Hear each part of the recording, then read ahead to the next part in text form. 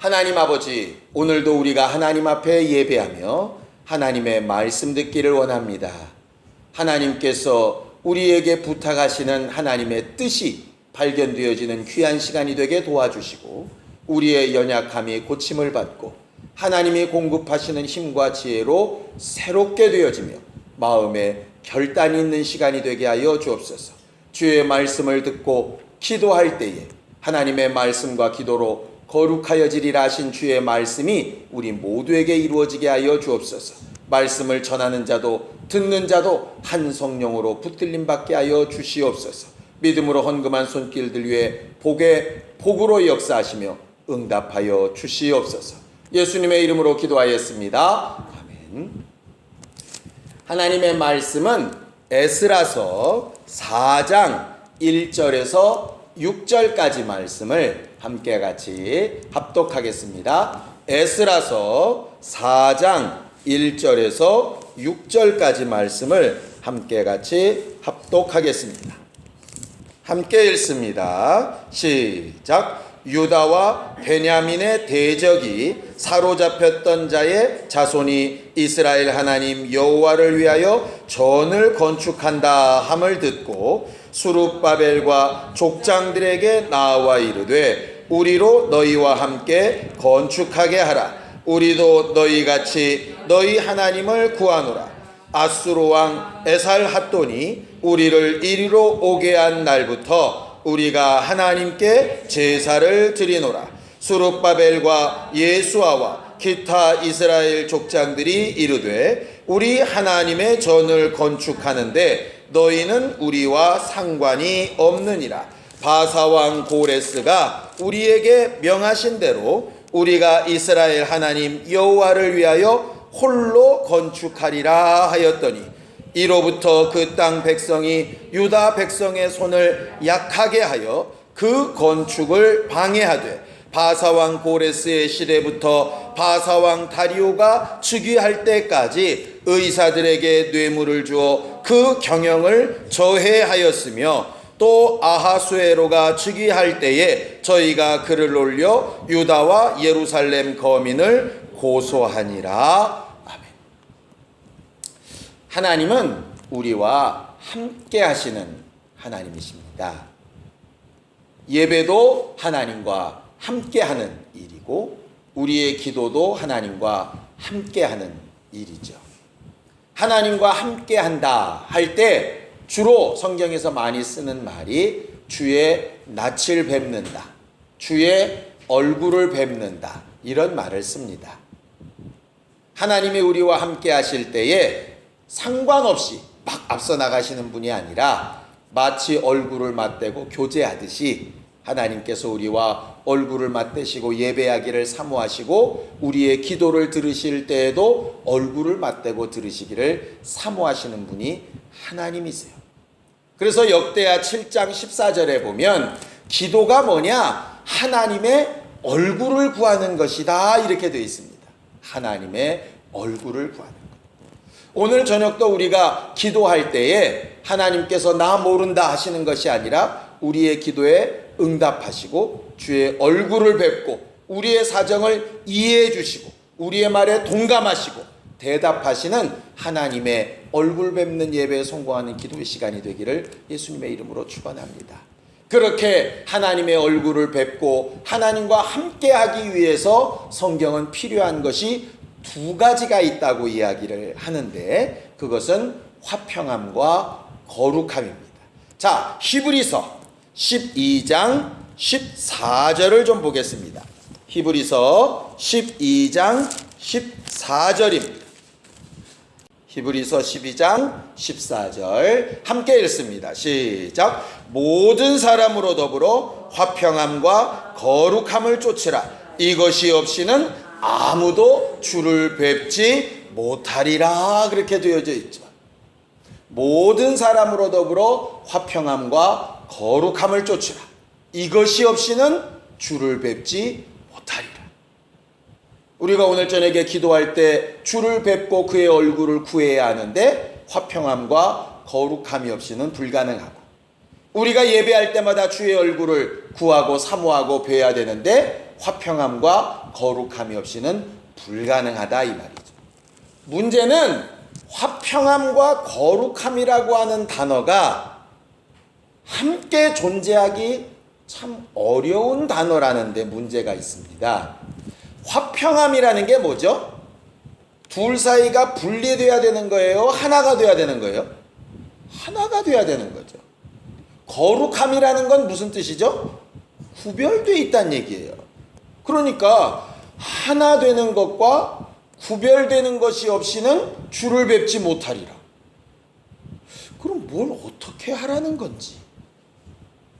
오늘 우리가 읽은 성경 본문은요, 이 화평함과 거룩함이라고 하는 이 두 가지를 잘 조화롭게 하는 이 일에 아주 참 모본이 되는 구절이라고 저는 생각을 합니다. 화평함과 거룩함, 우리는 쉽게 이렇게 생각하는데요. 화평함만 구하자 그러면 쉽습니다. 화평함은 그냥 용납하면 돼요. 용납하면. 예를 들어 술 먹고도 예배 오세요. 담배 피고도 예배 오세요. 불륜을 저질러도 예배 오시고 동성애해도 괜찮고 다 괜찮습니다. 교회 나와도 괜찮고 안 나와도 괜찮고 욕해도 괜찮고 살인해도 화평함은 간단해요. 뭐든지 다 괜찮다고 하면 되는 문제예요. 화평함은. 근데 거룩함은 흔히 아는 대로 그렇게 살면 안 됩니다. 그렇게 하면 하나님 안 기뻐하십니다. 자꾸 이렇게 얘기해야 되거든요. 그러니까 이게 막 헷갈리는 거예요. 도대체 어느 선까지 화평하고 어느 선부터 거룩해야 되냐 이 말이죠. 거룩하기만 해도 어려울 게 없어요. 왜? 다 쳐내면 돼 그냥. 넌 이래서 지옥 갈 놈이고 넌 저래서 지옥 갈 놈이고 넌 이래서 믿음이 잘못됐고 이렇게 얘기하면 다 쉽다 이 말이에요. 그런데 어쩔 때는 이걸 적용시키고 어쩔 땐 저걸 적용시켜야지 이런 고민이 빠진다 이 말이죠. 흔히 이렇게 얘기합니다. 성경에 있는 그대로 너희는 믿지 않는 자와 멍에를 같이 하지 말아라 이렇게 하셨어요. 그러면 그 말씀대로 믿지 않는 사람하고는 동업을 하거나 결혼을 하거나 친구를 맺거나 이렇게 하면 안 되는 건가? 근데 또 다른 말씀에는 너희가 믿는 자들과만 교제하면 어떻게 주의 복음이 전달되겠는가? 또 이렇게 말씀하시거든요. 그러면 어떻게 하라는 얘기지? 그러니까 이게 헷갈리는 거예요. 왜냐하면 거룩한 삶을 살라고 월요일 날도 교회 나오세요. 화요일 날도 교회 나오세요. 수요일 날도 목요일 날도 금요일 날도 토요일 날도 주일 날도 휴가 때는 휴가라고 수련회라고 나오세요. 안 놀 때는 안 논다고 나오세요. 막 이날 이러다가 정작 전도합시다 그러니까 친구 관계 다 끊기고 이웃에 누가 사는지도 모르고 안 믿는 친척하고도 한 번 1년 12달 명절 때 본 적도 없고 그러니까 전도할 사람이 없어. 그러니까 동창회도 가세요. 이것도 하세요. 저것도 하세요. 이러니까 또 이렇게 살면 안 될 것 같고 이런 고민이 실제로 존재한다 이 말이죠. 그러다 보니까 사람들이 이제 어느 정도 신앙생활을 하다 보면 이제 그런 질문을 아예 안 해요. 왜? 그런 질문을 하면 골치 아프니까 그냥 적당히 알아서들 해요. 믿지 않는 자와 멍에를 같이 매면 안 된다고. 누구 집 딸이 이제 믿지 않는 남자랑 결혼한다 그러면 그런 식으로 하면 안 되는 거라고 막 이렇게 가르쳐 놓고 자기는 믿지 않는 사람이랑 막 거래하고 다 해요. 그래 놓고 나면 나중에는 다들 이상한 거죠. 이게 도대체 뭐가 옳은 걸까? 고민이 되더라 이 말이죠. 오늘 성경 본문은 간단합니다.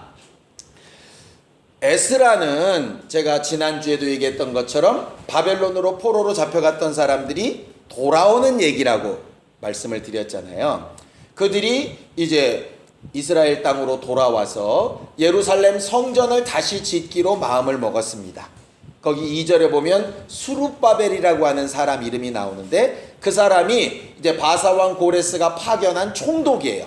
유대인인데 거기를 지배하는 총독으로 돼서 그래서 이때 지어진 성전을 우리가 뭐라고 부르냐면 수룹바벨 성전이라고 부릅니다. 그러니까 처음 지어진 성전은 솔로몬 성전이고 두 번째 지어진 성전이 수룹바벨 성전이고, 그 다음에 예수님 때 로마가 무너뜨린 걸 다시 세운 것이 헤롯 성전이고, 이렇게 돼요. 그런데 그 두 번째 수룹바벨 성전을 지으려고 할 때에 이제 문제가 생겼습니다. 유대인들이 와가지고 막 성전을 지으려고 할 때, 자, 4장 1절을 좀 읽어보세요. 4장 1절 함께 읽습니다. 4장 1절 시작. 유다와 베냐민의 대적이 사로잡혔던 자의 자손이 이스라엘 하나님 여호와를 위하여 전을 건축한다함을 듣고 그랬습니다. 여기 유다와 베냐민의 대적이 누구일까를 봤더니 북왕국 지역, 이스라엘 지역에 살고 있었던 사마리아 사람들입니다. 사마리아 사람들은 어떤 사람이냐 하면, 여러분들이 아는 것처럼 위쪽에 북왕국이 10지파였고 남왕국 유다와 베냐민 2지파였어요.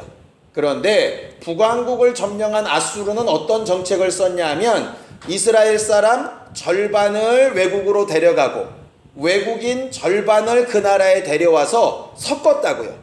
혼혈로 섞은 사람들이에요.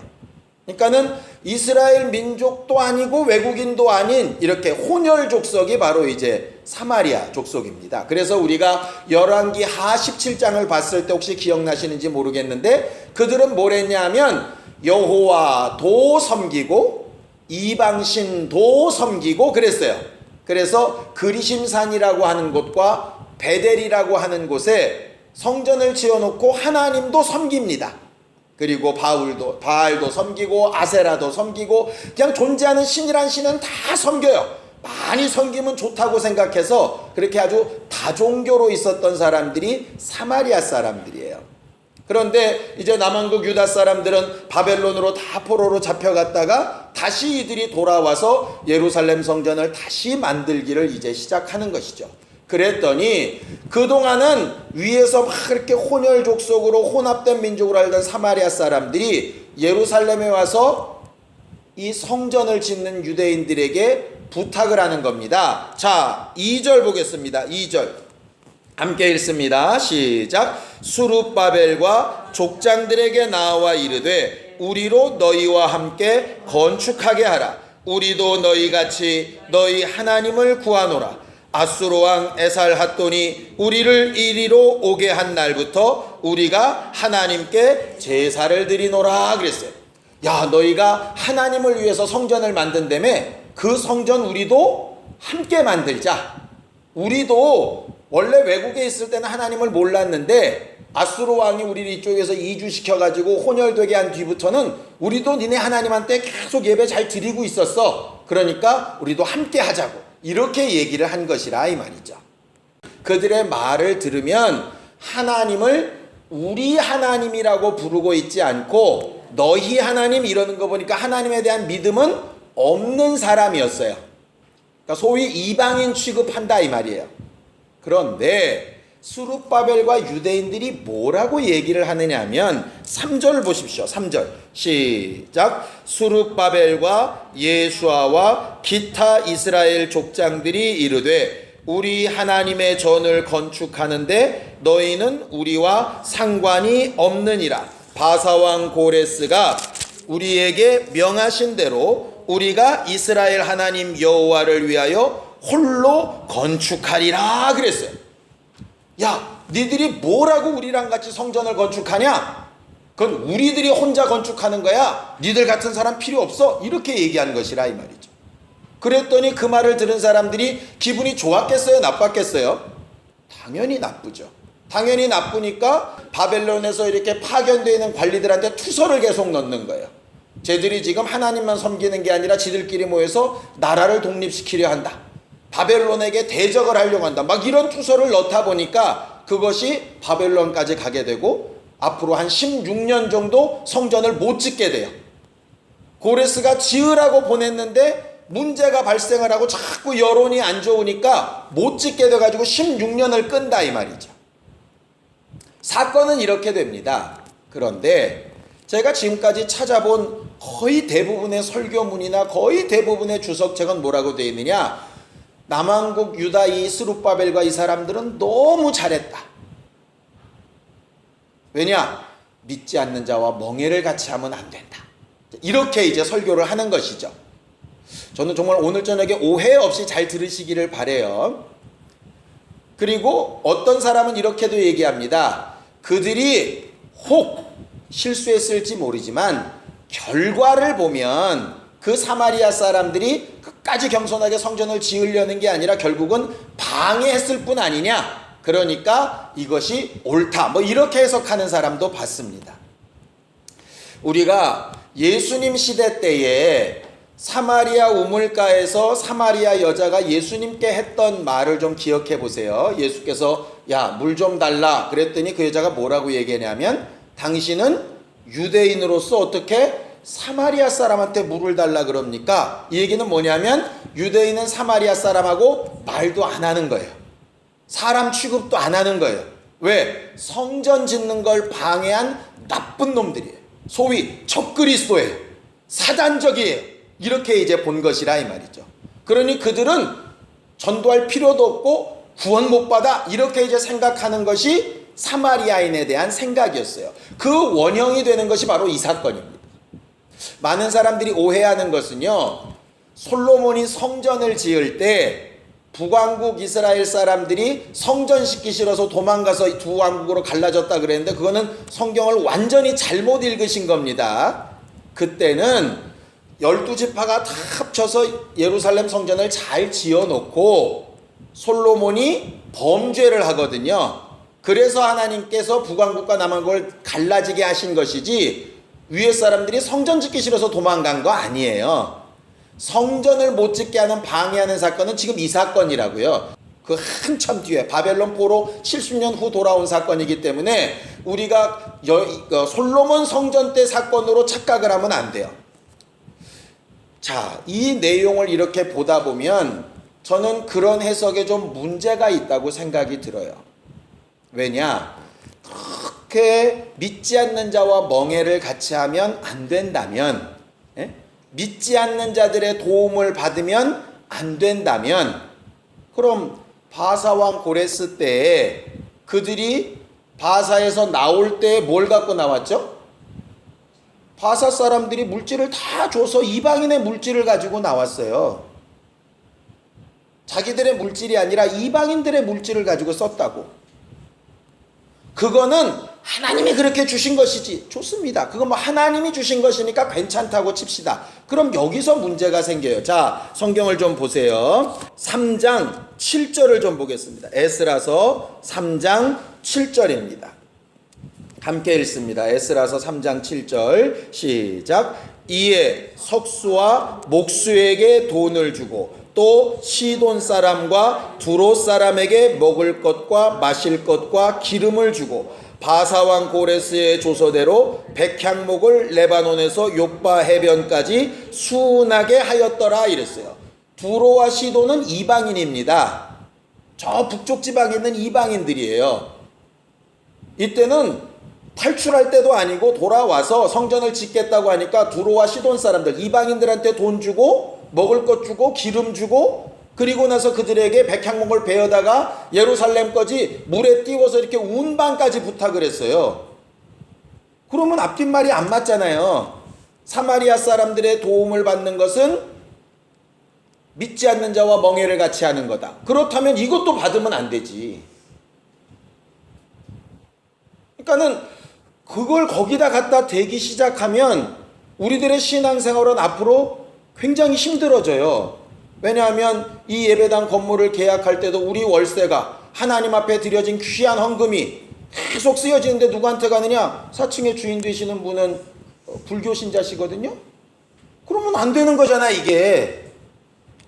우리가 어디 가서 기름 넣는데 그 사람이 교회 다니세요? 물어봐서 교회 다녀야 기름 넣어야 돼요. 그런 식으로 따지면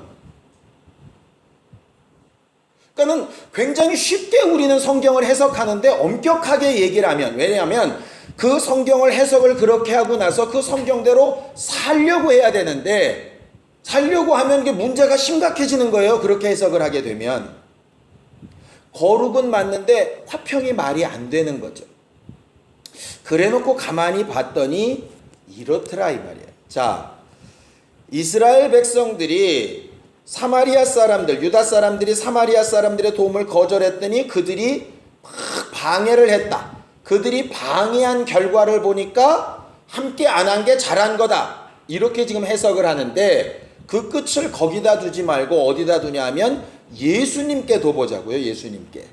예수님께서는 뭐라고 얘기하냐면 사마리아 사람들을 배척하지도 않고 미워하지도 않고 함께하기를 원하시죠. 사마리아 그 여자한테도 구원을 베푸시고 예배할 때가 이때다. 나를 통하여 너희도 함께 예배해야 된다고 말씀하시죠. 그럼 그 결론으로 본다면 이 유다 사람들은 잘못한 것이라 이 말이죠. 성전 짓는 걸 방해한 사마리아 사람들도 잘못한 것이고요. 그들을 거부한 유다 사람들도 잘못한 것이에요. 어떤 면에서 그러냐? 유다 사람들은 사마리아 사람들을 볼 때 너희 하나님 하니까 너희가 우리랑 같이 일할 수 있는데 너희 하나님이라고 하면 안 돼. 우리 하나님과 함께 해야지. 하나님은 그렇게 섬기는 게 아니야 라고 함께하는 방법을 가르쳤어야 옳았겠죠. 그렇죠? 믿지 않는다고 배척을 하는 게 아니라 그들에게 복음을 전했어야 맞다 이 말이죠. 단지 그들은 아직 너희 하나님이로 할 만큼 하나님을 잘 알지도 못하고 그들의 삶이 이방 종교에 막 들이섞여 있어요. 그러니까 그들이 다 고쳐질 때까지 기다렸다가 우리랑 함께하자 이렇게는 안 되는 거잖아요. 화평함을 위해서는 그렇게 않다는 것을 계속 가르치되 지금은 괜찮으나 앞으로는 변화받아야 되고 하는 것을 계속 가르쳐 말해야 되는 것이 화평함의 문제라고요. 반대의 경우는 뭐냐면 그들이 연약해서 그래도 괜찮으니까 남왕국 유다 사람들도 그렇게 살아도 괜찮은 건 아니에요. 아주 쉽게 얘기를 할까요? 아주 쉽게 예배는 장소나 상황이나 환경 상관없이 하나님 앞에 하는 것이라고 굳게 알고 하나님 앞에 그렇게 저는 알고 배웠어요. 왜? 예배는 신령과 진정으로 해야 되는 것이니까. 그래서 집사님들 중에 시골에 가거나 어디 여행을 가거나 꼭 이 자리가 아니더라도 어디에서라도 예배할 수 있고 거기에 대해서 정죄감이나 들지 말고 자유함으로 예배할 수 있다고 얘기한다 이 말이죠. 그거 잘못된 거 아니라고 얘기합니다. 그렇다고 해서 담임 목사인 저도 그래도 된다는 얘기는 아니죠. 이 얘기는 목사니까 안 돼 이런 얘기가 아니라 여러분들한테는 제가 다 된다고 말할 수 있어요. 사업하다가 연약해서 술 한잔 할 수 있고 범죄할 수 있고 거짓말도 할 수 있습니다. 그렇다 그래서 나도 그럴 수 있다는 아니라고. 그래놓고 봤더니 화평함과 거룩함을 어떻게 하면 될까? 딱 한 가지 조건이 떠오르더라 이 말이죠. 화평함은 어디에 해당되는 문제냐? 저쪽에 해당되는 문제. 남왕국 유다 사람들이 사마리아 사람들에게 저들은 안 믿는 것들이야. 거기다가 거룩함을 댈 게 아니고 거기다는 화평함을 대야죠. 너희들이 지금 몰라서 그래. 하나님을 더 잘 알면 그 이방신들과 하나님이 다르다는 걸 알게 될 거야. 그러나 우린 너희를 배척하지 않아. 이게 정상이에요. 그렇다 그래서 우리도 같이 부어라 마셔라 이렇게는 안 되는 거잖아요. 근데 율법주의의 잘못이 뭐냐면 자기들의 잘못은 그럴듯하게 포장을 하면서 저쪽 보고 잘못됐다고 얘기하는 거거든요. 결국 예수께서 바리새인들에게 화 있다 얘기하신 건 뭐냐면 거룩함이 잘못됐다는 게 아니라 방향성의 문제라. 방향성의 문제. 우리는 늘 우스갯소리로 그런 얘기 합니다. 남이 하면 불륜이고 내가 하면 로맨스인데 요걸 좀 바꾸면 좋겠다고. 나는 불륜을 하면 안 되고 저들은 연약해서 그렇다고 봐줘야 된다 이 말이에요. 예수께서 가늠하다 잡힌 여자도 나도 너를 정죄하지 않는다 하셨어요. 그렇다고 예수도 나도 가늠할 수 있어? 이런 얘기는 아니잖아요. 우리가 동성애인자들을 같이 용납하고 함께하는 거 그럴 수 있어요. 그렇다고 내가 해도 괜찮다는 얘기는 아니라고요. 이 화평함과 거룩함의 문제를 그렇게 조화를 시키지 못하면 이렇게 유다인들처럼 아주 거룩하게 잘했다고 생각하고 자기 의를 계속 드러내는 거죠. 이 일 사건 이후로 유다 사람들은 사마리아 사람을 사람 취급도 안 합니다. 저거 봐라, 저거 봐. 우리가 저 같이 성전 못 짓겠더니 저렇게 방해하는 저 사단적인 것들 봐라. 출발이 어디서부터 시작됐는데, 자기들의 편협된 것부터서 시작됐는데 말이에요. 다 괜찮다 이렇게 무조건 용납하라는 얘기가 아니라, 그들은 용납하되 그들 앞에 거룩한 우리를 보여야 되는 것인데, 거룩함만 자랑하고 용납함이 없으면 모든 사람으로 더불어 화평함과 거룩함을 쫓으라, 이것이 없이는 주를 뵙지 못하리라는 길 건너간다 이 말이에요. 믿지 않는 자와 멍해를 같이 하지 말란 말이 뭔가를 나중에 봤더니 이런 뜻이더라고요. 믿지 않는 사람과 목적, 목표, 방향을 같이 하지 말라. 그 멍해라고 하는 게 그거잖아요. 소 두 마리가 있으면 한꺼번에 묶어가지고 똑같은 목표에 똑같이 도달하는 거잖아요. 예를 들어 믿지 않는 자와 동업할 수 있어요. 그런데 목적이 달라요. 그는 자기들의 육체를 위해서 돈을 번다면 우리는 주의 뜻이 이루어지는 어떤 삶을 위해서 돈을 버는 거죠. 목적을 같이 하지 말란 얘기예요. 아예 같이 살지도 말고 말도 섞지 말란 얘기가 아니라, 그리고 그들에게 가능하다면 진짜 우리가 가진 선한 목적을 보여주라는 얘기예요. 잘난 척으로 보여주라는 얘기가 아니라 그들의 삶이 우리를 통해서 이렇게 감동이 되도록. 결국 이 사건은요, 야, 사마리아인 나쁜 사람, 유다인들 거룩함을 지킨 좋은 사람, 자꾸 이렇게만 해석을 하다 보니까 모든 교회가 다 그래야 되는 거예요 지금. 그러면 세상은 등돌로 살아야 될 곳에 불과하게 됩니다. 다 원수로 취급해야 되는 거지. 교회는 반드시 거룩해야 됩니다. 유다처럼 자기 자신들에 대해서만큼 엄격하게 거룩하게 구별되어야 됩니다. 그러나 연약하고 알지 못하고 부족한 자들에 대해서만큼은 얼마든지 넓혀서 화평함을 구해야 되는 것이 그게 하나님의 일이에요.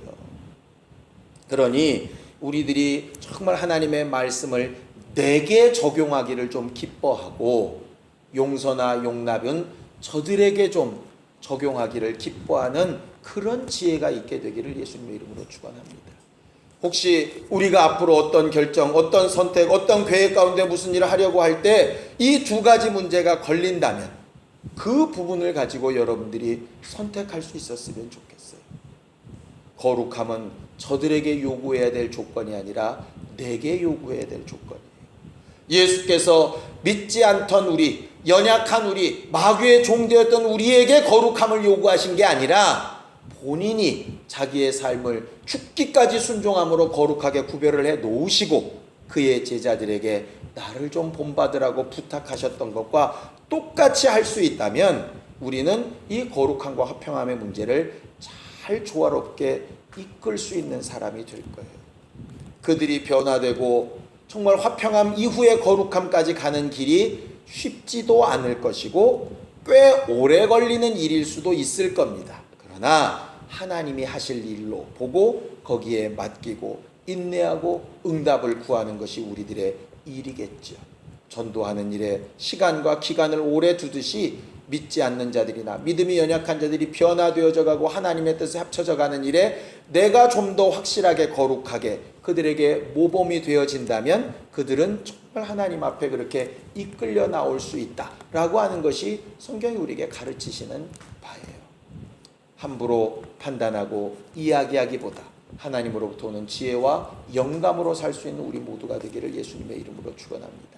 어느 한쪽으로 편협되어 생각하기보다 양쪽을 다 소유할 수 있는 정말 균형 잡힌 신령한 영적 생활하는 우리 모두가 다 되기를 예수님의 이름으로 축원합니다. 예수에 한번 부르고 간절히 같이 기도할 때 모든 사람으로 더불어 화평함과 거룩함을 쫓아라시는 주의 말씀을 분별하여 이루는 사람들이 될 수 있도록 예수에 한번 부르고 간절히 같이 기도하겠습니다. 하나님 아버지, 우리는 일평생 살아가는 동안에 하나님과 함께하며 주의 얼굴을 뵙는 신령한 영적 생활에 성공하게 되기를 원합니다.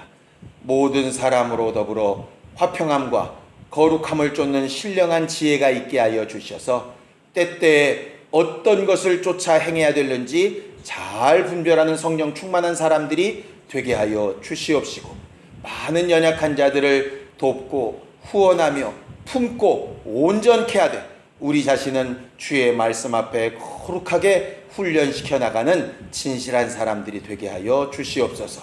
우리 교회를 통하여서 하나님의 꿈이 이루어지게 도와주시고 아버지의 뜻이 분명히 드러나는 신령하고 기쁘고 행복한 교회가 되게 도와주시옵소서. 여러 가지 모양으로 입술 벌려 기도하며 간구한 기도의 제목들을 들으셨사오니 응답하여 주시옵시고, 주의 낯을 구한 기도에 응답하시는 주님을 뵙는 기쁨으로 충만한 우리 모두가 되도록 역사하여 주시옵소서. 이제는 우리 주 예수 그리스도의 은혜와 하나님 아버지의 극진하신 사랑과 성령님의 감동하시고 역사하시는 분명한 증거가 화평함과 거룩함의 조화를 이루기를 원하는 우리 모두 위에 이제로부터 영원까지 함께 있을지어다. 아멘.